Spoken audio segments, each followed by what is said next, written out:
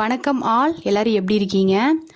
நம்மளை சுற்றி நடக்கிற விஷயங்களையெல்லாம் பார்க்கும்போது பொட்டை பிள்ளைங்களை வெளியில் கூட்டிகிட்டு போகிறதுக்கு ரொம்ப யோசனையாகவும் பயமாகவும் தான் இருக்குது.